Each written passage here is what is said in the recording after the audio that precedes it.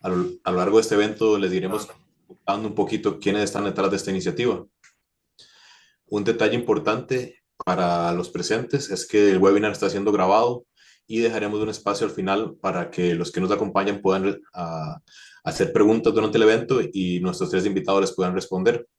Por favor, si tienen alguna consulta en algún momento durante el webinar, escríbanlas en el chat y ahí lo vamos anotando y intentaremos poderlas responder al final. En caso de que ustedes no hayan escuchado de Migramar, sé que hay muchos amigos de nosotros que están conectados. A los que no nos conocen, somos una red de científicos y científicas que estudian especies marinas migratorias en el Pacífico Oeste. Entonces, estos científicos trabajan desde México, Baja California, hasta Chile. La red nace en el 2006, cuando un grupo de investigadores empezó a ir a expediciones juntos y notaron que estaban usando tecnologías similares para seguir el rastro de especies como tiburones, tortugas, mantas y ballenas, y decidieron unir esfuerzos para compartir información, asegurarse que cada uno estuviera tomando los datos de una forma similar, utilizando tecnología compatible, comparable, para que así, en vez de ser un científico el que estaba analizando sus datos, fuera toda esta red que pudiera compartir y analizar y estudiar mejor y conocer mejor esas poblaciones de especies migratorias. Somos una ONG, estamos establecidos en Estados Unidos, pero tenemos presencia en todo el Pacífico Oeste. Hay 24 científicos miembros y cada uno de ellos tiene su propia organización o es profesor de una universidad o de un centro de investigación. Y lo que hacemos es colaborar para entender y proteger a estas especies que no conocen fronteras. Dentro de Migramar, utilizamos diferentes metodologías para poder estudiar las especies migratorias. Una de ellas es, por ejemplo, el marcaje satelital, que lo que nos permite es poder seguir las rutas que tienen estos diferentes animales y poder conocer estos patrones migratorios, ver cómo van de un sitio donde se puedan alimentar, o un sitio de reproducción, o un sitio, una zona de limpieza, como lo es Isla del Coco. Otra metodología es el marcaje acústico, donde se le ponen unos pequeños transmisores a las especies y lo que tenemos son receptores en el fondo del mar que detectan cuando esta especie se acerca a cierta distancia del transmisor y lo que nos permite es conocer los patrones de visita a estos sitios importantes de alimentación o de limpieza. Otra metodología que utilizamos es lo que son cámaras submarinas con carnada, que se puede ver aquí en la esquina, donde se está lanzando al mar uno de estos dispositivos que lo que tiene es un pequeño aparato con carnada que eso va liberando un poco de sangre y olor en el agua. Con cámaras lo que nos permiten es ver qué animales se acercan, como el tiburón que vemos en la foto, por el olor a esa carnada y nos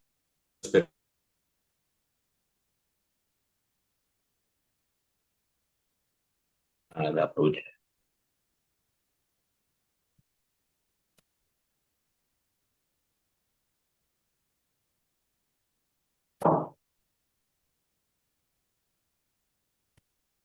Porque no puede, el tema no lo está.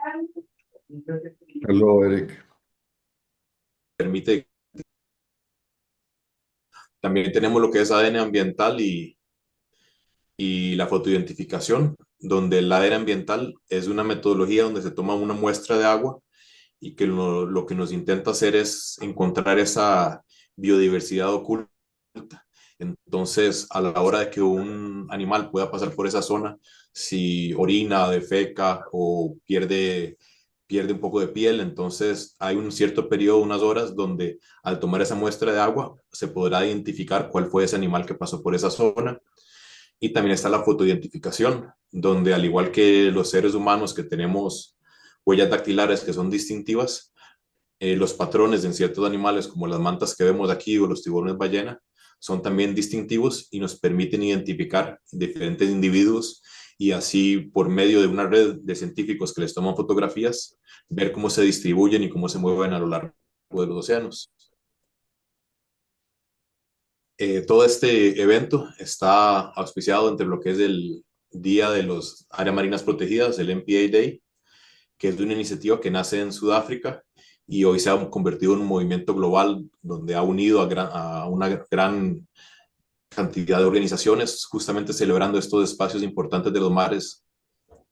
Y es un día para reconocer el valor de estas zonas de protección de los océanos, lo que nos dan a nosotros y lo que le dan al océano en términos de cuidado de sitios importantes, biodiversidad, la generación de divisas por medio de turismo, de investigación, semillero que es de especies marinas que luego pueden salir de estas áreas protegidas y son pescadas también y permiten que las comunidades costeras tengan un valor agregado de esta protección. Una parte muy importante de este evento es que lo estamos coordinando con Mission Blue, organización que fue fundada por la reconocida oceanógrafa y investigadora, inventora Sylvia Earle. Ella hace unos años tuvo una charla TED, o sea, tal vez ustedes han escuchado estas famosas charlas donde las personas presentan iniciativas y ella ganó un premio que le permitió crear esta iniciativa de los hotspots o sitios con la idea de crear una red de sitios importantes alrededor del mundo, característicos, con biodiversidad impactante, importante y además campeones que han impulsado la conservación en estos sitios y que esta red pudiera no solo mostrar a las personas la importancia de los océanos, pero que también les permitiera aprender de otras experiencias, de otros sitios y mejorar la conservación de sus sitios de importancia, de sitios de esperanza. Dentro de Migramar estamos muy orgullosos de tener a 6 miembros que son hoy estaremos compartiendo con 3 de ellos y ahora sí me gustaría presentarles a los que nos van a acompañar. Tenemos a un acérrimo protector y luchador por los tiburones, Randall Arauz, investigador de CREMA, del Centro de Rescate de Especies Marinas Amenazadas de Costa Rica y es el campeón del sitio Esperanza de la Isla del Coco. También tenemos a la sirena de Malpelo, Sandra Besudo, directora ejecutiva de Fundación Malpelo y otros ecosistemas marinos de Colombia, y miembro y presidente de la Junta Directiva de Migramar y Oxford Champion de la isla Malpelo. Y tenemos a la voz del mar del Golfo de California, a James Ketchum, director de Conservación Marina de Pelagios Cacunja y campeón del sitio Esperanza del Golfo de California. Ahora para iniciar un poco la interacción con ellos y aprender un poco de sus experiencias, me gustaría que tal vez empecemos con Randall y que nos puedas contar un poco de qué hace único ese sitio de Esperanza que representas y qué tipo de investigaciones se realizan ahí.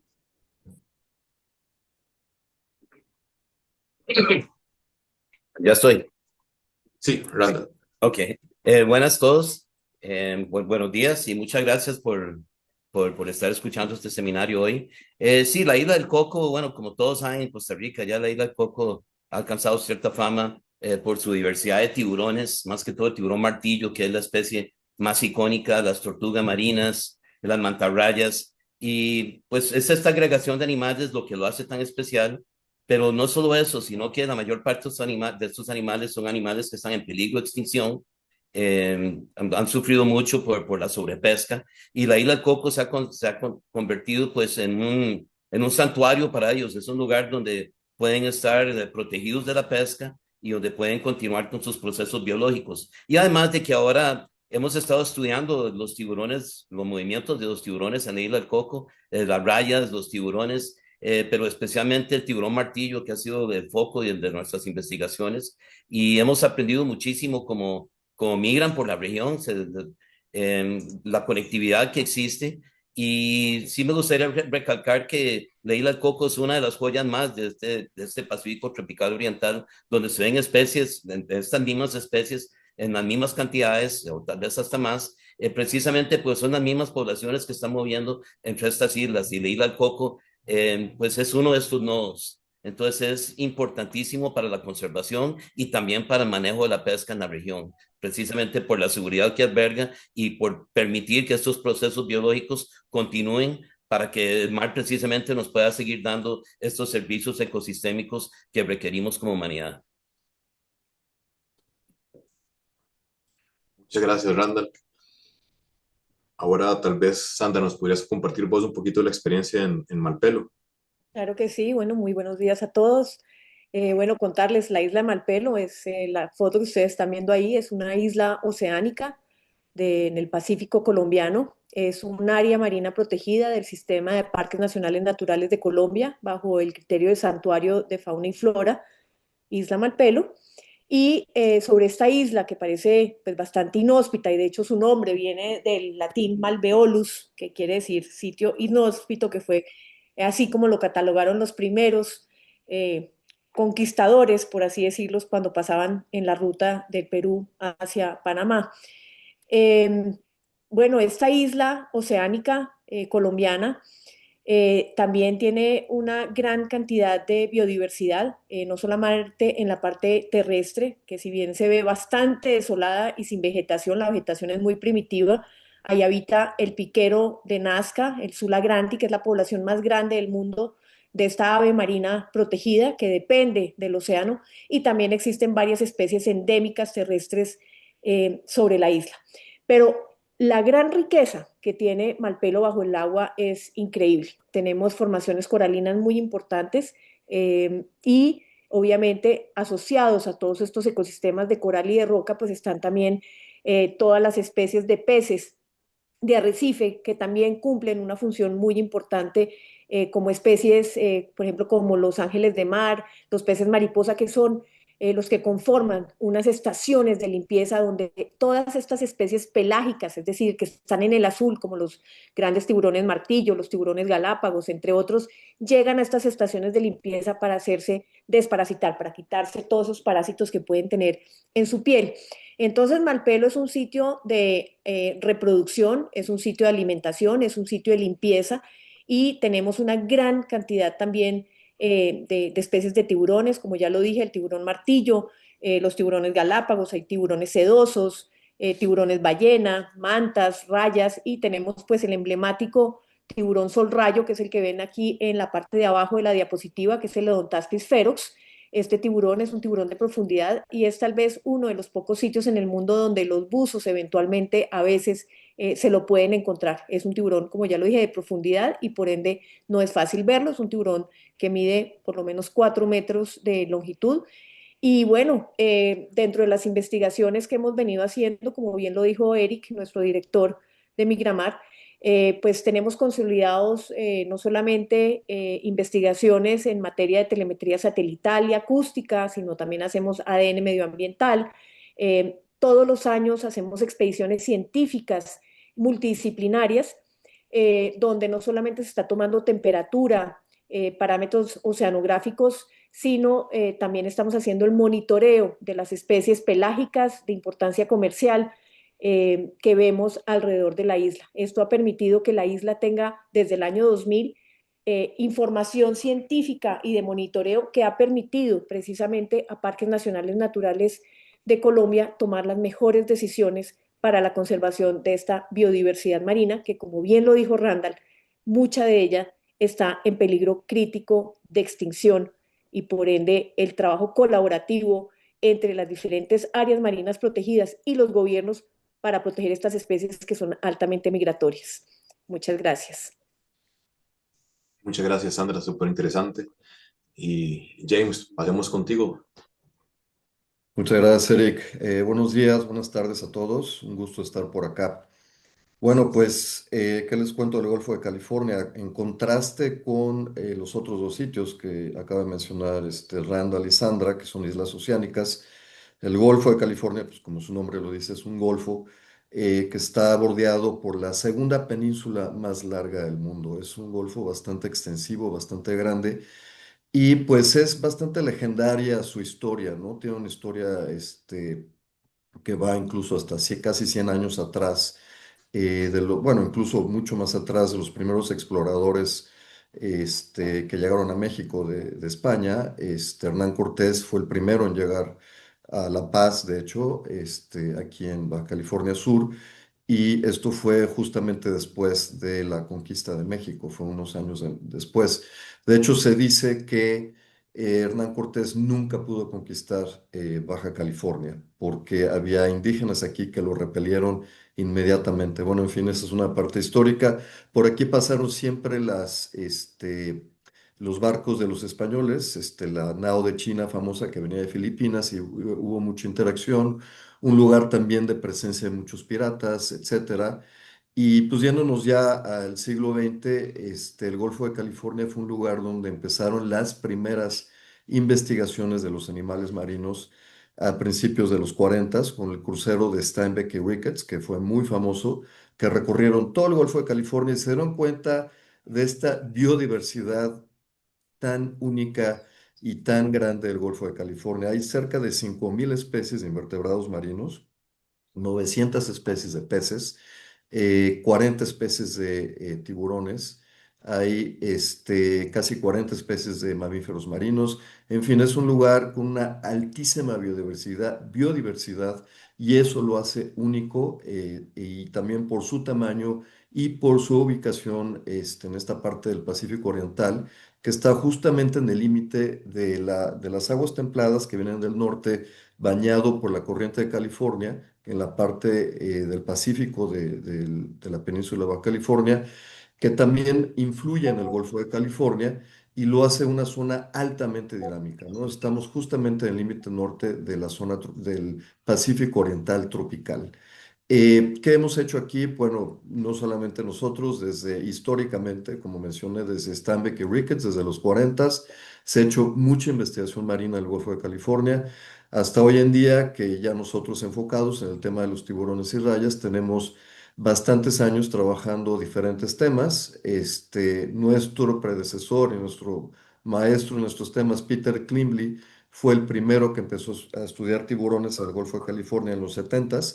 Y nosotros básicamente heredamos toda ese entrenamiento, esa capacidad técnica para estudiar estos animales, y pues seguimos trabajando con telemetría acústica, de los trabajos originales de Peter Klim en los 70, seguimos trabajando con telemetría satelital, y hoy en día hacemos muchas más cosas como utilizar las cámaras trampa con carnada, también muestras para genética, en fin, censos, hemos hecho muchos en el Golfo de California y hemos definido puntos de esperanza pequeños puntos de esperanza dentro del gran punto de esperanza que es el Golfo de California. Muchas gracias. Muchas gracias, James. Tal vez me voy a saltar un poquito el orden que teníamos y las preguntas que habíamos pensado, porque escuchando sus ponencias y que la idea de Silvia era crear esta iniciativa de diferentes puntos alrededor del mundo y que los campeones puedan aprender entre sí, me gustaría tal vez que ustedes me contaran o le contaran a la audiencia más bien cómo hacemos o estos sitios de esperanza no están aislados, ¿no? Hay conectividad entre Isla del Coco, Malpelo, Baja California. Tal vez nos cuentan un poquito rápido alguien que nos quiera decir de cómo estos sitios se conectan entre sí y cómo no son islas de esperanza, sino que son una gran ruta que se conecta. Sandra. Bueno, en efecto, de todas estas investigaciones que hemos venido realizando de manera conjunta desde la red Migramar, hemos podido evidenciar, como salía de hecho en una de las fotos, de los mapas que presentaste, Eric, donde se puede ver esa conectividad que existe no solamente entre las islas, sino también hacia los continentes de cada uno de nuestros países. Yo les voy a hablar de lo que hemos encontrado en Malpelo, en Colombia, perdón. Entonces, en efecto, el Santuario de Fauna y Flora Isla Malpelo es un área protegida, no take, está prohibida la pesca, pero se han creado también otras áreas protegidas que son los distritos de manejo integrado, que es como el de Yurupari, donde ahí parques nacionales y la Autoridad de Pesca de Colombia deben trabajar juntos para la sostenibilidad de los recursos marinos. Y ahí sí se permite una pesca, pero se tiene que hacer realmente de manera sostenible. Y esto se llama el Distrito Nacional de Manejo Integrado de Yurupari Malpelo, pero también está el Distrito Nacional de Manejo Lomas y Colinas. Ahí estos sitios en efecto pues no son sitios de hotspots, solamente es el Santuario de Fauna y Flora Isla Malpelo, por ser un sitio pues que no se permite la pesca, pero ahí en este mapa también nos hace falta otro sitio hotspot de Colombia, que es el Golfo de Tribugá, que está en la costa del Pacífico colombiano, justo enfrente de lomas y colinas. Con las investigaciones que hemos hecho con telemetría satelital y acústica, hemos evidenciado que los tiburones hembra adultos que encontramos en cierta época del año en Malpelo viajan hacia la costa norte del Pacífico colombiano, inclusive también a Panamá, para tener sus crías. Y es así como hemos podido determinar también que en esa zona hay un área de crianza. Tenemos un trabajo también en esta zona de Colombia, donde hemos ya delimitado algunas áreas de crianza para el tiburón martillo y otras especies, y por ende vemos esa conectividad tan importante desde el santuario hacia el continente. Es decir, que si no trabajamos también desde el continente con esas áreas de crianza, con esos bebés, y no protegemos esas zonas costeras, también de la pesca incidental, de la sobrepesca, etcétera, etcétera, pues esto también va a traer unas repercusiones en cuanto a la abundancia de, por ejemplo, tiburón martillo, que es uno de los, es la especie emblemática, digamos, como de la región de Cocos, de Galápagos y de Malpelo, pues obviamente pues se van a ver afectados en el santuario. También me parece importante darles también en este mapa que sale de Colombia, pues vemos que colindamos con Panamá y que existe un área protegida en Panamá que se llama Cordillera de Coiba, que conjuntamente con nuestro miembro también de Migramar, con Héctor Guzmán, que trabaja en el Smithsonian, pues realmente en el 2017 logramos crear este primer corredor binacional entre Malpelo, entre Colombia y Panamá, precisamente pues para proteger estas especies migratorias en este pedazo pues del país. Entonces, la conectividad es muy importante, trabajar entre países es muy importante, eso ha sido también un poquito la visión que se tuvo en el 2004 cuando se creó el CEMAR, el Corredor Marino de Conservación del Pacífico Este Tropical, que si bien todavía México no está totalmente 100% metido entre el CEMAR, se busca que el CEMAR llegue hasta México precisamente por esta conectividad que existe. Muchas Así que gracias. es súper importante que todos los países de la región trabajemos unidos en la conservación de estas especies altamente migratorias y en peligro crítico de extinción. Gracias. Gracias, Sandra. Mirando al que levantaste la mano, tal vez también una participación tuya rápida para Sí, conocer un sí, poquito más de la actividad. ok, sí. Recordemos que los primeros indicios de conectividad biológica en el área fue precisamente con la tortuga baula.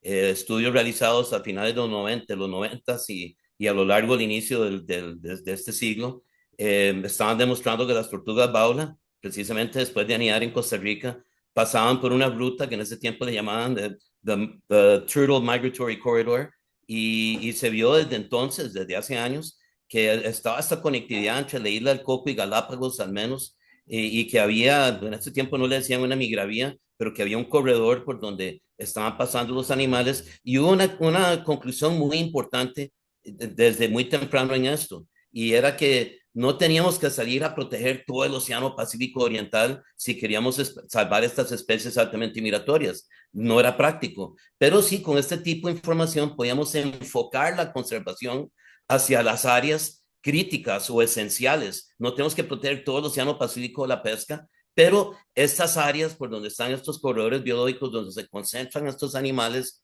sí es necesario protegerlo. Y entonces, en vez de proteger todo el océano, podemos enfocar nuestros esfuerzos de conservación en estos puntos. Por eso es tan importante hacer este tipo de investigaciones para que sepamos a dónde tenemos que enfocar nuestro esfuerzo de conservación. Y ya sabemos que está en Malpelo, en Galápagos, en la isla del Coco, pero ahora tenemos más información y mejor información y ya conocemos hasta las rutas migratorias, y estas son las áreas que son críticas de proteger y que tenemos que trabajar en conjunto, como mencionaba Sandra, y trabajar con nuestros políticos y con nuestros científicos para poder brindar protección precisamente a lo largo de estos corredores. Son las áreas esenciales que tenemos que proteger. Muchas gracias, Randall. Tal vez ahora, James, pasemos contigo e iniciemos una segunda ronda de conversación. ¿Cuáles las áreas protegidas que están incluidas dentro de este hotspot del Golfo de California? ¿Qué avances se han logrado conservación y cuáles son los desafíos que enfrentan ustedes. Bueno, el Golfo de California, como mencioné al principio, es muy grande, ¿no? Es un área que se extiende casi 1.500 kilómetros de largo, que es todo el Golfo de California, desde el Alto Golfo hasta la boca del Golfo. Desafortunadamente, en el Golfo de California tenemos menos del 6% de cobertura de áreas marinas protegidas. Solamente son unas cuantas, contadas con los dedos, y que cubren, como dije, menos del 6%. Hay una gran necesidad de trabajar muy fuertemente en crear más áreas marinas protegidas y otros esquemas de protección. En México existe el tema de los refugios pesqueros, que existen algunos, pero también desafortunadamente son muy pequeñitos y la cobertura sigue siendo muy baja. Y menciono esto porque los desafíos del Golfo de California son muy grandes. La pesca ha estado presente desde el principio, desde hace décadas. Tenemos pesca industrial, pesca artesanal, pesca de todo tipo. Hay un audio ahí que está interrumpiendo, no sé quién tiene. Eh, es muy importante empezar a tener esquemas mucho más efectivos de conservación dentro del Golfo de California. Y hoy en día las amenazas son cada vez más fuertes. El efecto de la sobrepesca lo vemos todos los días. Ahí las islas del Golfo de California están básicamente acabadas, no, ya no ni siquiera hay peces de arrecife, están muy, muy dañadas. Y por supuesto los tiburones están también acabados. Hay especies que a nivel mundial están en peligro crítico de extinción, como el tiburón martillo común, Sphyrna lewini. Pues en el Golfo de California quedan muy pocos. La recuperación ha sido muy lenta, hay una pequeña recuperación gracias a la imposición de la veda de tiburones y rayas, que empezó en 2012. Ha habido un poco de recuperación de algunas especies, especialmente los silquis, el tiburón sedoso, y últimamente hemos visto un poco de recuperación de los martillo, pero no vamos a lograr una recuperación completa sobre todo los grandes cardúmenes de tiburón martillo, de hembras adultas que se veían originalmente en el Bajo Espíritu Santo, en las Ánimas y en Cerralbo.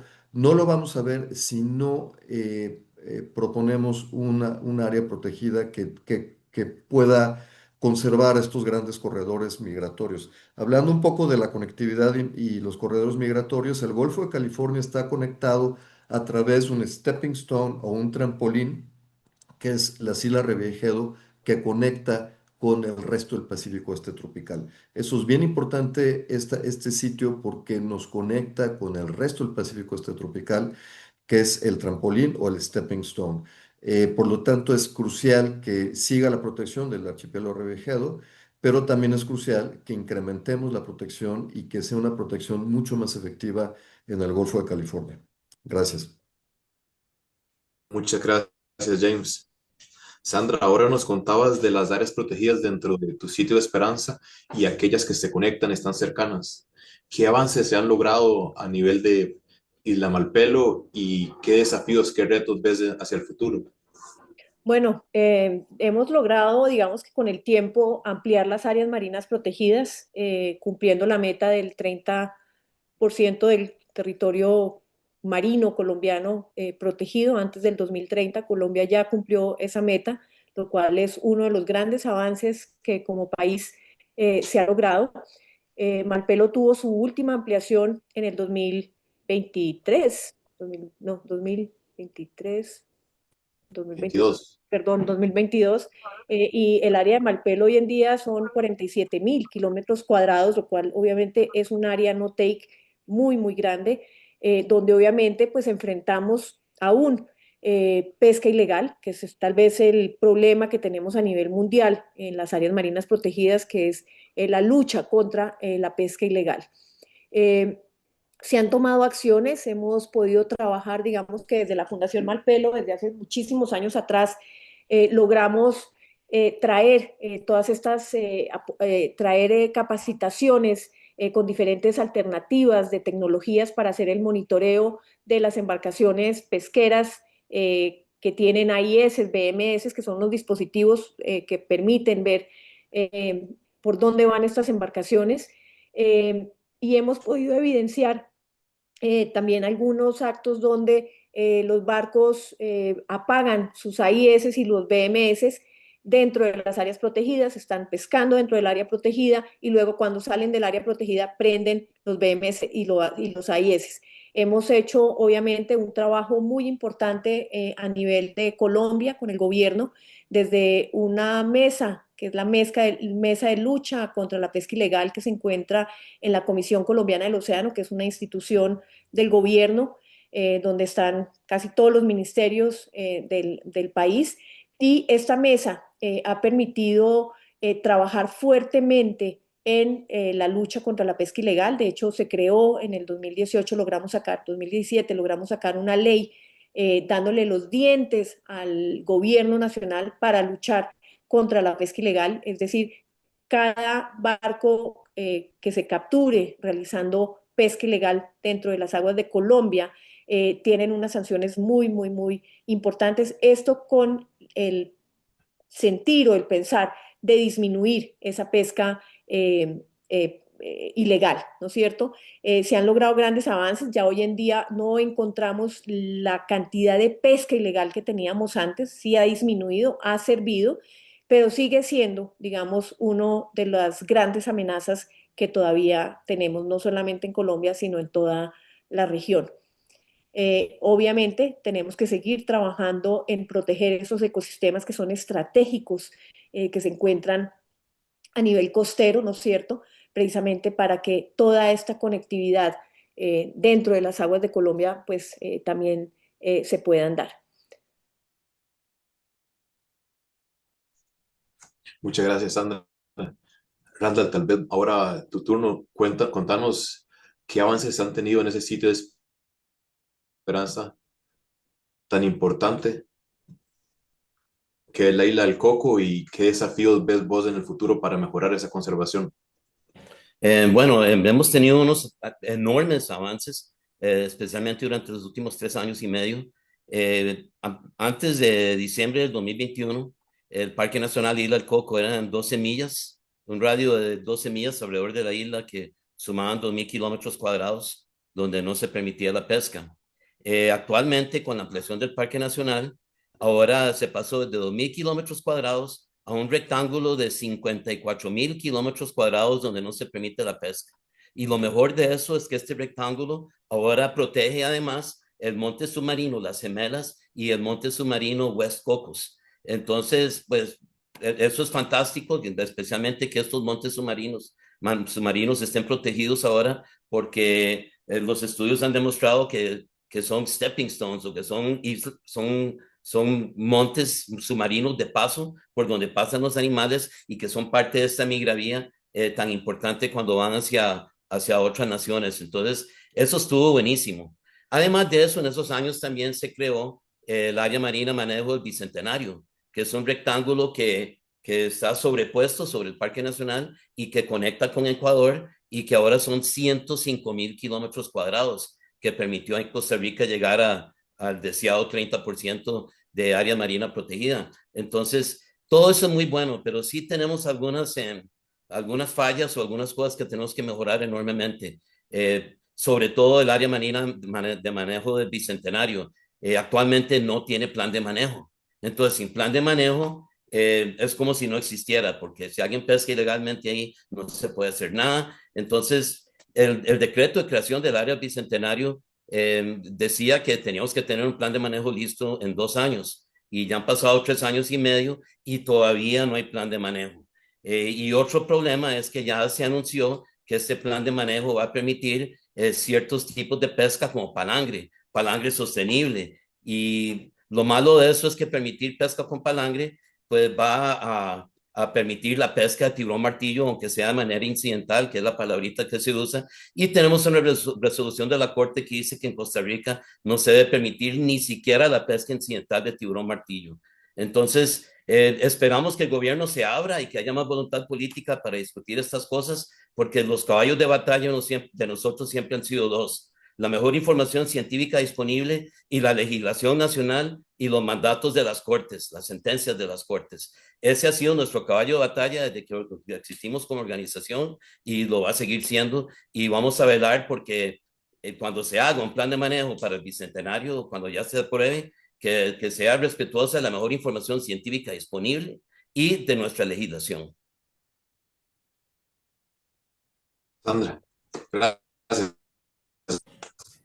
Sí, o sea, oyendo a Randall, me parece muy importante también decir que cuando hemos ampliado, como cada uno de nuestros países ha ampliado las áreas marinas protegidas, pues obviamente requiere de muchísimos más esfuerzos, no solamente en términos de control y vigilancia en materia de lucha contra la pesca ilegal, sino que también tenemos que lograr hacer más investigación y más monitoreo en esa área marina ampliada, ¿no es cierto? Entonces esos también son uno de los grandes retos y obviamente todo en el mar es mucho más costoso, por ende la necesidad de conseguir muchos más recursos financieros para poder alquilar las embarcaciones con las que se hace investigación. Obviamente eso es fundamental y obviamente buscar también algunas estrategias en el marco, lo voy a hablar aquí en el marco del CEMAR, para que podamos hacer investigaciones conjuntas en términos de las embarcaciones que tienen una bandera internacional y que no están en aguas colombianas. Entonces, eso obviamente requiere también de unos apoyos institucionales y gubernamentales para que nos permitan hacer investigación científica entre Panamá, Costa Rica, Colombia, Ecuador, etcétera, en una misma embarcación, que muchas veces las embarcaciones de un país como nosotros en Colombia, pues no tiene la tecnología que a veces se necesita. Por ejemplo, para ir a explorar esos montes submarinos, pues hemos contado en muy pocas oportunidades con un submarino para poder determinar y ver qué es lo que hay en esos montes submarinos inferiores de 200 metros de profundidad. Entonces, eso también son de los grandes retos, seguir consiguiendo recursos para poder hacer investigación y monitoreo en todas estas áreas ampliadas y obviamente seguir luchando también. Malpelo logró ya tener su plan de manejo, lo cual es muy importante, pero no hemos logrado tener todavía, y estamos trabajando en ello, en los planes de manejo de los distritos nacionales de manejo integrado, que son las áreas que son aledañas al santuario, pero que de una u otra manera impactan el santuario en ambos lados, ¿no es cierto? Entonces sí es muy importante tener esos planes de manejo que sean acordes y que se puedan trabajar de manera simultánea, precisamente para evitar esas capturas incidentales de las cuales habla Randall y ojalá pues cambiar métodos de pesca, artes de pesca que definitivamente si seguimos utilizando las mismas artes de pesca que ya sabemos que capturan tiburones que están en peligro, que no se deben que siempre el tema es, ay, pero es que cayó incidentalmente. Pues claro, si vamos a seguir usando los mismos métodos, las mismas artes de pesca y no vamos a cambiar en absolutamente nada, pues obviamente no vamos a lograr el cometido de proteger estas especies que están amenazadas. Entonces tiene que, ya hoy en día, tienen los gobiernos que empezar a mirar y cambiar definitivamente esas artes de pesca. Longline o palangre, pues sabemos que captura, la gran mayoría de las capturas son tiburones, entonces, ¿qué va a pasar? Las redes de cerco para el atún están capturando una gran cantidad de tiburones, como los silkis, que también son especies que están en peligro. Porque si, o sea, capturan también delfines, listo, los delfines los sacan, hay alguna mortandad que también se da en los delfines en las artes de pesca del atún con cerco, muchos delfines son liberados, pero los tiburones no los liberan. Entonces terminan muertos igualmente y no se están haciendo, tomando acciones reales para conservar estas especies de acuerdo a la política de proteger la biodiversidad marina y las especies amenazadas. Gracias. Gracias, Sandra. James, una intervención rápida, cuéntanos. Sí, gracias. Pues nada más quería mencionar que para poner en contexto todo esto, el Golfo de California es el reverso de la moneda, ¿no? Los avances que existen, lo que menciona Sandra, lo que menciona Randall también, en las islas oceánicas del Pacífico tropical, aunque con muchos retos, como ya se mencionó, son mucho más grandes. Los avances en el Golfo de California estamos por el otro lado, ¿no? O sea, realmente son mínimos. Quisiera mencionar que las áreas de no take, de no pesca del Golfo de California, equivalen a 0.001% del Golfo de California, aunque estamos hablando de un área muy extensa, es verdad. La única área de no take ha sido muy exitosa en el Golfo de California es Cabo Pulmo. Cabo Pulmo solamente tiene 70 kilómetros cuadrados. Fuera de ahí hay otras áreas pequeñitas, pedazos, porciones de las áreas marinas protegidas como Espíritu Santo, Loreto y otra más en la parte norte del Golfo y los refugios pesqueros, pero solo llegan al 0.001%. Entonces, pues el reto es enorme el que tenemos acá y tenemos que trabajar durísimo. Y aquí el otro reto muy fuerte es que existen muchas comunidades pesqueras que obviamente pues tienen que seguir con sus actividades y también existe mucha pesca industrial, ¿no? Entonces el reto es realmente muy, muy fuerte y pues hay que empezar a trabajar con algunas nuevas políticas también de protección a nivel Golfo de California e ir conectando estos pequeños pedazos de protección con base en la información que hemos generado y creando estos corredores migratorios para proteger y enlazar estas áreas que no están protegidas, enlazarlas con las áreas protegidas que existen. Y además está el reto de la vigilancia que ya mencionó Sandra. Gracias. Gracias, gracias James. Esta intervención que hiciste, yo creo que nos das un enlace perfecto a la siguiente pregunta, y es que el lema del MPA Day del 2025 es conexiones humanas con las áreas marinas protegidas. Entonces, sabemos que estas áreas necesitan no solo reglas, sino también personas comprometidas como ustedes, como guardaparques, como comunidades locales, científicos, voluntarios y muchos otros más. Entonces, me gustaría preguntarles ahorita, ¿qué rol han jugado las personas en la conservación y protección de las áreas protegidas en sus sitios de esperanza y en la región como tal? Randall, te vi levantando la mano, tal vez si inicias vos. Ok. Bueno, las personas han ejercido una gran presión aquí en Costa Rica cuando, digamos, cuando le empezamos a enseñar a los costarricenses los videos del aleteo a finales de los años 90, la gente reaccionó muy fuerte y cuando uno dice a la gente, bueno, y los tiburones viven en la isla del Coco y ir concientizando a la gente con todo eso y los costarricenses, aunque lamentablemente cuesta mucho ir a la isla del Coco, los costarricenses yo siento que se sienten muy apropiados de la isla y se sienten bastante incómodos cuando ven falta de protección o cómo ha reaccionado la pesca ilegal como hace años, cuando era mucho más común. Y recordamos que en la isla del Coco no hay comunidad ni nada. Lo que hay son, bueno, guardaparques y antes, pues, pescadores que llegaban desde Punta Arenas, pero realmente no hay comunidad ahí y mucha presión precisamente para proteger el área ha venido de la sociedad costarricense. Y para terminar, me gustaría nada más en este sentido también, cómo podemos lograr estos cambios con la presión que hace la gente. La gente hace esta presión, más que todo al Ministerio del Ambiente, pues se supone que los tiburones son especies amenazadas y todo, pero tenemos que recordar que mucha de esta gestión la realiza también los departamentos de pesca, que tienen una visión completamente diferente, que ven a los tiburones como especies comerciales. Y entonces me gustaría sugerir, no sé si pueden poner otra vez el mapa donde sale Costa Rica, México, Costa Rica, Colombia, que salen esos mapas de áreas protegidas. Y lo que podemos ver, si vemos esos mapas, es que tenemos ese azul, pues todo ese mar, ¿verdad? El otro, el que tiene eso. Y podemos ver las áreas que están protegidas y las áreas que están protegidas por los ministerios de ambiente.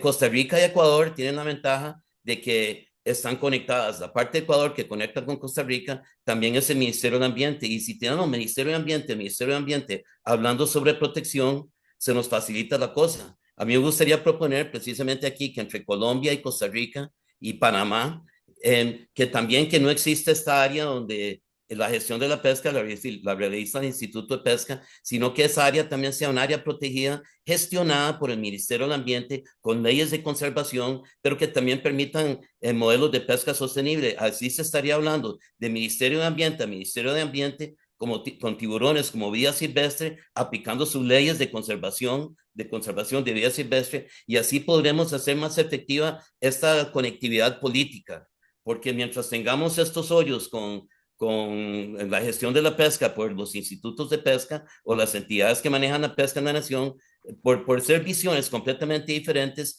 vamos a tardar mucho en consolidar esa conexión política, esa conectividad política. Entonces yo sugiero que hagamos pues todos esos esfuerzos para que podamos mantener esto dentro del ámbito de los ministerios de ambiente para poder tener más éxito. No va a ser fácil, pero se vislumbra más, hay más posibilidades, veo yo. Sandra, Bueno, ¿me escuchan? sí, Bueno, en Colombia ha sido un gran reto que la gente en general hubiese conocido Malpelo a tiempo. Digamos que este fue un trabajo muy, muy fuerte que desde la Fundación Malpelo, apoyando a parques nacionales, logramos posicionar el Santuario de Fauna y Flora de Malpelo en la mente de los colombianos que antes no tenían ni idea que era Malpelo. Malpelo es muy reconocido hoy en día a nivel mundial. De hecho, también es un sitio de patrimonio mundial de la humanidad, como muchas de nuestras áreas protegidas hoy en día. Y también el tema, por ejemplo, cuando hablamos de los tiburones, de la pesca de los tiburones, del aleteo y todo eso, también tuvimos un gran apoyo de la sociedad en general, donde se indignaron totalmente de ver que eso también sucedía en Colombia y la gente se movilizó. De hecho, también se hicieron marchas donde pedían que esto sucediera, parara, ¿no es cierto? Pero yo creo que un tema muy importante también aquí en cómo la gente ayuda o no ayuda a proteger un área protegida como el hotspot de Malpelo, pues son también los buzos y los operadores de turismo que llegan al santuario. Hemos hecho un gran trabajo desde hace muchísimos años en tratar de tener boyas de amarre para que los barcos no tiren el ancla, sino que se amarren a estas boyas para evitar obviamente el daño de los fondos, porque finalmente así sean fondos de arena, también tienen biodiversidad, también tienen fauna que también de una u otra manera está alimentando todo el sistema y por ende también las buenas prácticas de los buzos que lleguen a Malpelo es fundamental. Buzos que se agarran de los sitios, buzos que con sus aletas, con sus rodillas, con sus manos están dañando el ecosistema, donde hay pequeños coralitos, abanicos de mar y todo eso, que finalmente son también la base de la vivienda o de donde viven las especies limpiadoras, entre otras y otras, pues contribuyen obviamente a que el santuario esté en buen estado de conservación. Entonces, sí, también los buzos son unos grandes aliados y responsables para que el área marina protegida esté bien mantenida y no solamente pensemos en esos grandes pelágicos, solamente los tiburones, sino también en todas esas pequeñas especies, biodiversidad y ecosistemas que son tan importantes precisamente para que todo el conjunto funcione. Gracias. muchas gracias, Sandra. James, ¿te gustaría contarnos tu experiencia en el Golfo de California y la integración de las personas, las comunidades, los científicos, los pescadores? Sí, gracias. Pues como mencioné hace rato, aquí el reto es enorme, ¿no? Cuando menos solo en Baja California Sur, son alrededor de más de 500 pescadores del lado del Golfo, que pues el pescadores artesanales solamente, ¿no? Que pues trabajan en esta zona y pues aquí el reto es que no puede haber lugares extensivos de zonas de no pesca. No se puede porque son áreas de pesca tradicionales de hace casi 100 años. A eso también le sumas la pesca industrial que viene del otro lado del Golfo, del lado del continente, que vienen a este lado, porque del lado continental del Golfo de California, que es la costa de Sonora, Sinaloa, Nayarit, etcétera, a Jalisco, pues ya está acabado todo, está mucho más acabado allá que del lado de la península de Baja California, ¿no? Entonces, en los últimos 25 años, 30 años, la pesca industrial se ha movido mucho hacia el lado occidental del Golfo de California y lo poco que queda, de atunes, bueno, atunes ya no hay nada, barriletes y animales que tienen cierto interés comercial, incluyendo a los tiburones, pues vienen y lo sacan, ¿no? Entonces, como mencioné al principio, aquí el reto es enorme. Hablando de cosas positivas, Baja California Sur también tiene la presencia de grandes grupos de conservación, con mucho trabajo de muchas décadas, y hay algunos avances de conservación en el Golfo de California, sobre todo de este lado de Baja California Sur. Y hemos trabajado desde hace varias décadas muy fuerte en crear un corredor que se llama el corredor de Loreto a La Paz. Nosotros estamos proponiendo un corredor más extensivo que va hasta Los Cabos, incluyendo Cabo Pulmo, precisamente para conectar estas pequeñas áreas protegidas y poder tener áreas de protección donde no ha habido protección durante más de 100 años, y en las últimas décadas, pues estos sitios están completamente degradados. Estas fuertes amenazas de la sobrepesca y sumándole los grandes desarrollos costeros que ahora se presentan en Baja California Sur, que suman a estas amenazas, no vamos a ver o visualizar una recuperación si no se logra restaurar las poblaciones colapsadas de peces y tiburones en el Golfo de California. Por otro lado, tenemos que reducir los efectos del cambio climático, que ya lo vivimos mucho en el Golfo de California. La productividad del Golfo de California va a la baja, va disminuyendo. Pensamos que es por efectos del cambio climático. Y un punto muy importante es aumentar la conciencia de los tomadores de decisión del gobierno mexicano, los usuarios de los recursos, que son los pescadores, los operadores turísticos, sobre la importancia ecológica y económica del Golfo de California para recuperarla, y a su vez, pues recuperar la belleza natural y singularidad del Golfo de California, que lo ha hecho legendaria durante todos estos años. Muchas gracias. Muchas gracias, James. Ahora me gustaría escuchar tal vez de parte de ustedes cuál es su visión para estas áreas marinas protegidas, para lo que representan estos sitios de esperanza. ¿Qué les gustaría ver que ocurra a futuro, 5, 10, 15? ¿Cómo les gustaría que estos sitios sean? Sandra, estás en mute. Perdón, gracias. Yo creo que las alianzas, la cooperación, el apoyo de todos es fundamental.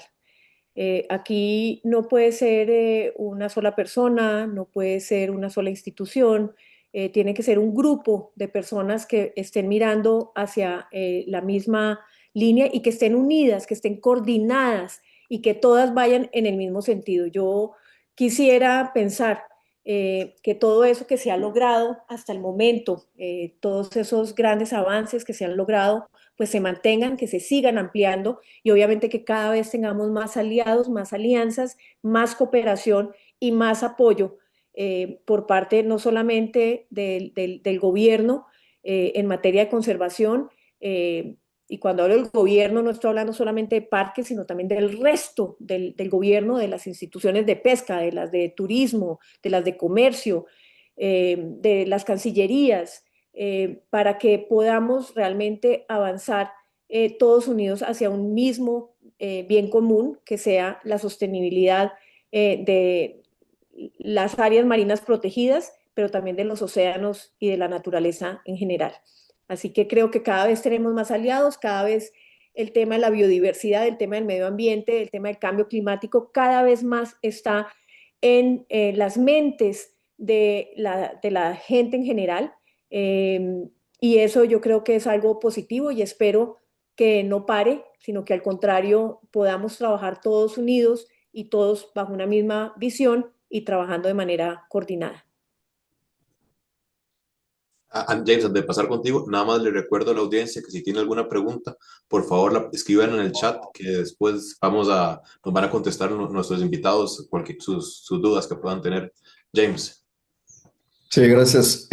Pues acaba de mencionar algo, Sandra, bien importante, ¿no? Este tema de las alianzas, pues es crucial. O sea, si no unimos esfuerzos, si no hay una unificación de una visión común hacia la conservación, no vamos a lograr nada. Y eso lo vivimos aquí en el Golfo de California. Aquí vemos, como mencioné en mi intervención pasada, hay un grupo grande de ONGs, organizaciones de la sociedad civil, pero no hay muy poca cooperación entre ellas, ¿no? Y pues cada una tiene su visión, sus pues trabajos de conservación en la región y pues no hay un trabajo conjunto que pudiéramos decir que estamos avanzando de manera unificada hacia una misma visión y una misma visión. Esto es crítico, sobre todo aquí en el Golfo de California, que existan ciertas alianzas para poder trabajar y también para poder comunicar las necesidades del Golfo de California hacia los tomadores de decisión, hacia el gobierno, que vean hacia acá la importancia de proteger este gran Golfo de California. Ahorita, afortunadamente, el gobierno mexicano sí tiene y sí está volteando hacia el Golfo de California. Existen ciertas iniciativas, una que se llama Plataforma Golfo de California, que está empujando la Semarnat, que es la Secretaría del Medio Ambiente y Recursos Naturales, y están tratando justamente de tener una mejor comunicación con ONGs e investigadores que trabajamos aquí en el Golfo de California, pero pues eso no lo va a lograr el gobierno solito, ¿no? Entonces necesitamos reforzar estas alianzas para poder detener estas amenazas tan grandes que mencioné hace rato, que es la sobrepesca, que ha sido acumulativa en los últimos 40 años. Y en los últimos 10 años, 10, 15 años son los grandes desarrollos costeros que se suman a estas grandes amenazas. Por dar un ejemplo, Cabo Pulmo está siendo fuertemente amenazado tanto en su parte norte como en la parte sur, y estos crecimientos o desarrollos costeros que están comprando tierras y desarrollando grandes extensiones, pues están amenazando esta pequeñita área protegida, que es la más famosa y la más exitosa del Golfo de California. Entonces, no vamos a lograr nada si no tenemos una fuerte alianza de las ONGs y también los académicos para poder frenar y acotar estos grandes desarrollos y estas grandes amenazas. Por otro lado, pues la visión a futuro dentro de los 5 o 10 o 15 años es precisamente tener unos esquemas de conservación, pero a una mayor escala y mucho más reforzados para poder contrarrestar estas grandes amenazas que tenemos aquí en el Golfo de California. Gracias, James. Randall. Buenas. Bueno, mi visión a corto plazo para la Isla del Coco, para el Parque Nacional Isla del Coco y el área del Bicentenario, todo eso, es de que el gobierno de Costa Rica primero, de aquí a 3 años o 2 años, reconozca a los tiburones como vida silvestre y que en estas áreas se aplique estrictamente la ley de conservación de vida silvestre y la ley de biodiversidad, tal y como ha sentenciado la Corte Suprema de Justicia de Costa Rica. Con eso tendremos las leyes necesarias para poder hacer un control estricto sobre la pesca de estos tiburones, porque hay que dejar de pescarlos, ya no podemos hablar de pesca sostenible de tiburón martillo, ni de utilizar el tiburón martillo como pesca incidental y dar permisos de pesca incidental. Estamos hablando de una especie en peligro crítico de extinción y estamos viendo cómo desaparece entre nuestros ojos y hay que dejar de pescarlo. Y las leyes de conservación de vida silvestre nos dan las herramientas para hacerlo. Entonces, mi visión a 3 años es que Costa Rica haga eso y que los planes de manejo que vayan a salir ahora sean respetuosas de estas disposiciones. A 5 años me gustaría ver también que más conectividad política, que haya más conectividad entre Costa Rica, Colombia, Panamá, y que los ministros de Ambiente estén hablando sobre tiburones y cómo conservarlos como vida silvestre, sin intervención de las pesquerías, porque ya si se meten los institutos de pesca, ahí realmente no tienen asidero. Bueno, no sé en los otros países, pero aquí en Costa Rica una especie amenazada debe ser protegida por el Ministerio del Ambiente y ahí están las herramientas, pero mientras sigan siendo especies comerciales, vamos a tener mucha dificultad en poder controlar la sobrepesca. Mi visión es que en toda la región, a 10 años o a 15 años, haya conectividad política entre estos sitios y que todos los gobiernos de la región reconozcan que los tiburones son vida silvestre y que requerimos estas leyes para proteger a las especies en peligro crítico de extinción porque están ahí por la pesca y no van a mejorar si los seguimos pescando. Entonces, esa es mi visión, eso es lo que yo desearía ver para que hayan corredores estrictamente protegidos y coordinados entre los ministerios de ambiente de las naciones de la región. Muchas gracias, Randall. Ahora vamos a pasar una sesión de preguntas que nos han hecho aquí en el chat. Si en esta sesión se les ocurre alguna pregunta, por favor, escríbanla para ver si las podemos contestar. Tal vez podemos iniciar con una de Andrea Vera.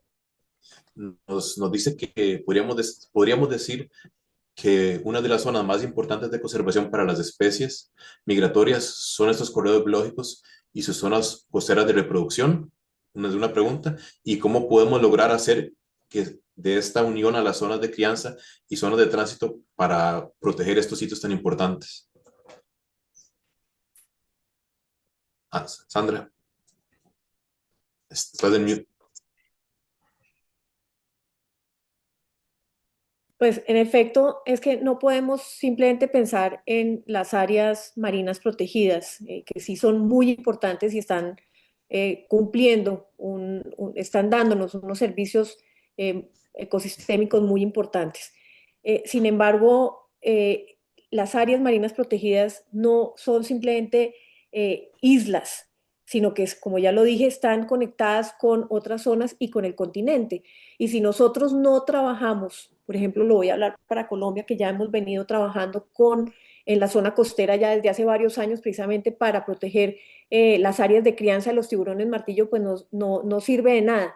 Es fundamental seguir trabajando con las comunidades, obviamente las comunidades costeras, con los gobiernos locales, con los gobiernos nacionales, para proteger las áreas de crianza, para proteger ecosistemas que son estratégicos y obviamente tener ese link. Son cosas aisladas, no es solamente lo que sucede en Malpelo, es también lo que sucede en las otras áreas, tiene un impacto y por ende sí es importante crear, así sea en la mente colectiva y ojalá en el tema de las políticas públicas, que se reconozca esa conectividad para el crecimiento, pues para mantener las poblaciones de especies amenazadas. Gracias, Sandra. Vi la mano de Randall primero y después James. Ok. Ay, pucha, se me fue James primero. Estoy organizando mis ideas. Ahí, James, me descargó. Pasa nada. Yo nada más quería reforzar lo que dijo Sandra, tal vez lo iba a decir Randall, el tema de las migravías. Las migravías es una iniciativa bien poderosa, muy fuerte que tiene Migramar y es precisamente para conectar, ¿no? Estas islas de las que habla Sandra, ¿no? Y las mismas zonas costeras, las áreas de creencia también son islas en sí mismas, ¿no? Entonces que no están aisladas, están conectadas con estas áreas de reproducción de los adultos. Y tenemos esta iniciativa que es las migravías y justamente ahorita, pues afortunadamente las hemos desarrollado bastante fuerte dentro de Migramar. Pues la migravía torcida, ¿no? De Cocos Galápagos, la migravía Coiba Malpelo, importantísima, pero también tenemos otras migravías en el Pacífico mexicano que estamos trabajando ahorita fuertemente para conectar el Golfo de California con el gran trampolín que es el archipiélago Reviejero, ¿no? Que es también un semillero de muchas especies. Posiblemente la recuperación del silque, el tiburón sedoso, viene de la recuperación de las grandes poblaciones de tiburón sedoso en Reviejero, que ahora están llegando al Golfo de California. Entonces, esta iniciativa de las migravías es un tema bien importante que tenemos que reforzar a lo largo de toda la región para seguir empujando más migravías y además de ser migravías como una iniciativa que se vuelvan áreas protegidas, áreas marinas protegidas. Eso es lo que quería decir. Gracias. Gracias, James. Ahora sí, Randall. Ahora sí. Sí, cuando esa pregunta, como que es más importante, protegerlos donde se agregan en el mar, proteger la migravía, proteger el área de crianza, y la verdad es que todos, porque no hacemos, tiene que ser una estrategia, varios brazos, porque si descuidamos uno o dos brazos, los otros brazos de la estrategia no van a ser eficientes. Por eso es que necesitamos hacer esos estudios y determinar cuáles son esos hábitats esenciales. Por ejemplo, sabemos que los manglares son importantes, pero vamos a ir a pretender proteger los manglares desde México hasta Colombia.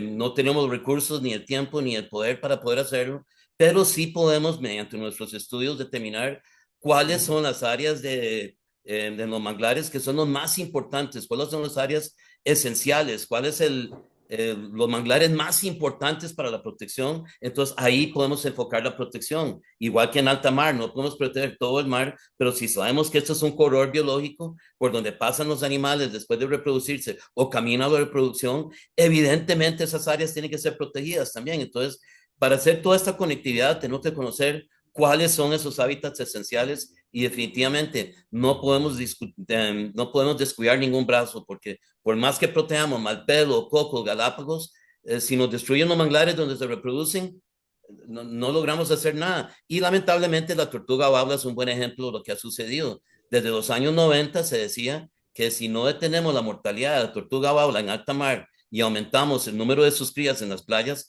íbamos a ver desaparecer la tortuga baula.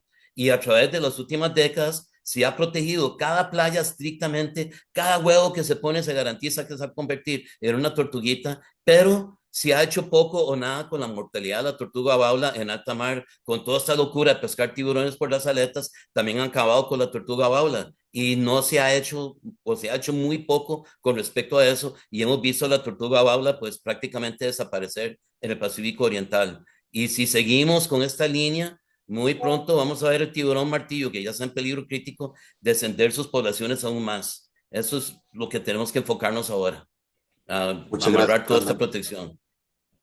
Para las siguientes preguntas, para poder tener el mayor alcance posible, vamos a limitarnos a que solo uno responda para poder contestar la mayor cantidad posible.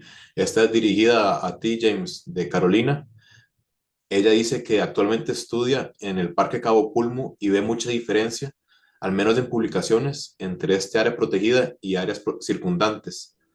Y pregunta, ¿qué tan factible puede ser crear una red de AMPs, al menos en el Pacífico tropical mexicano? Es muy importante, y eso que dice esta persona, Carolina, sí es verdad, ¿no? O sea, a Cabo Pulmo se le ha dedicado pues mucho esfuerzo, ¿no? De investigación, conservación, no solo de tiburones, de muchas cosas. Y se ha dejado de lado lo que está alrededor, ¿no? Desafortunadamente lo que está alrededor pues está sobrepescado, no hay nada, ¿no? Entonces sí hay que, y esta pregunta es importante porque hay que dedicarle atención a estas áreas donde no están protegidas. Y para cerrar esta pregunta, sí hay que crear una red de áreas naturales protegidas, eso es bien importante, pero es insuficiente porque lo que mencioné al principio, las áreas naturales protegidas del Golfo de California son muy poquitas y muy pequeñas. Entonces, lo que se ocupa es extender el área de protección, hacerlas más extensas bajo los diferentes esquemas que existen en México por el gobierno mexicano, que son las áreas naturales protegidas, los refugios pesqueros y los refugios de especies de la Semarnat. Tenemos 3 o 4 herramientas que se pueden echar mano, podemos hacer uso de ellas, pero pues no hay suficiente protección. Y sí coincido en hacer una red, pero también hay que conectar esta red, porque los animales no se quedan en estas áreas protegidas, se mueven hacia afuera. Muchos animales, muchos tiburones que hemos marcado en Espíritu Santo, dentro del área protegida de Cabo Pulmo, pues se mueven hacia afuera y pues vemos que son pescados. Luego los recuperamos a través de la pesca y nos mandan las marcas y sabemos que la gran mayoría, cerca del 70-80% de los animales que marcamos son pescados en otros lugares y son lugares que son completamente desprotegidos, ¿no? Entonces, más allá de crear una red de áreas naturales protegidas en México, hay que conectar estas áreas naturales protegidas con otras áreas protegidas y conectarlas con corredores migratorios protegidos, que es lo que nosotros tenemos años proponiendo aquí en el Golfo de California y el Pacífico mexicano. Perfecto, muchas gracias, James. Sandra, hay varias preguntas aquí sobre qué podemos hacer o qué le podemos dar de recomendación a los jóvenes biólogos marinos, jóvenes interesados en la conservación, para tener un impacto en en las conservación de especies, de zonas prioritarias? ¿Cómo los podemos alentar para que puedan involucrar?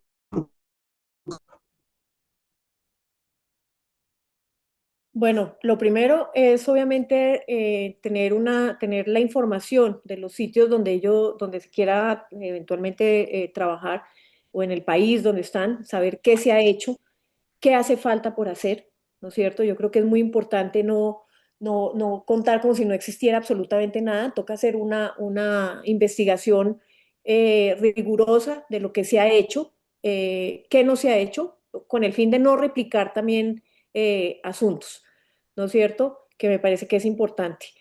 Y reconocer lo que se ha hecho y ver cómo se mejora y cómo se amplía la información. Esto es un tema de tiempo, esto es un tema de vocación, esto es un tema que requiere paciencia, es un tema que requiere perseverancia, ¿no es cierto? Y esto no es fácil, esto no es de la noche a la mañana. Entonces, primero que todo, tener la vocación y tener la perseverancia es fundamental. Eh,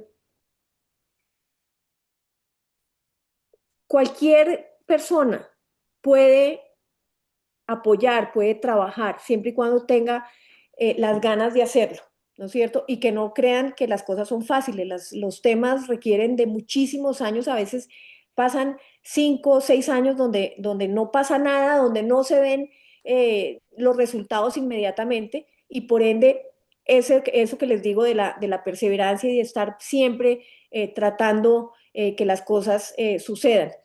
Eh, Obviamente, pues hacer a las alianzas son fundamentales, conectarse, estar bien conectado, conectarse con universidades, con otras ONGs, ver cómo se apoya, pues son pasos que hay que dar. Y obviamente, pues se necesitan muchas personas para que podamos proteger nuestra biodiversidad y podamos proteger el medio ambiente. Así que cualquier acción que quieran hacer es fundamental. Pero conozcan lo que ya se ha hecho, qué hace falta y qué se puede mejorar. Eso diría yo que es fundamental. Muchísimas gracias, Sandra. Randall, vos que tenés mucha experiencia con CITES, aquí José Moreira nos hace una consulta. Bueno, primero felicita los logros y avances de Migramar y sus socios en el Pacífico tropical, tropical, y pregunta cuáles han sido los logros que han ayudado a contribuir a la conservación de especies migratorias, especialmente aquellas que están listadas en CITES y pensando en la próxima COP20 en Uzbekistán. Bueno, CITES es pues una convención que es muy fuerte y que le da al país pues herramientas para, pues, para proteger eficientemente estas especies. De hecho, hay algo muy curioso con CITES y que tiene que ver con todo esto ahora que hablé sobre la Corte Suprema de Justicia de Costa Rica y de todo, pero en CITES hay todo un sistema de incluir especies y diferentes grados de protección. Así, en una carrera son 3 apéndices. El apéndice 3 permite pedir ayuda a otros países para hacer una gestión de una especie en peligro. El apéndice 2 permite seguir comerciando la especie si usted tiene estudios que demuestran que se puede. Y cualquier especie en el apéndice 1 no se permite ningún comercio internacional. Todas las tortugas marinas del mundo están en esta convención en el apéndice 1 y eso ha salvado la tortuga verde y otras especies del comercio internacional. Entonces, CITES puede ser una herramienta muy eficiente. Ahora, cuando hablamos de tiburones en Costa Rica, hay que ver nuevamente la convención. Digamos, uno llega a hablar de esto con el Instituto de Pesca, diferentes personas, y te dicen, bueno, el tiburón martillo está en el apéndice 2. El apéndice 2 permite hacer esto. Y aquí tenemos los estudios.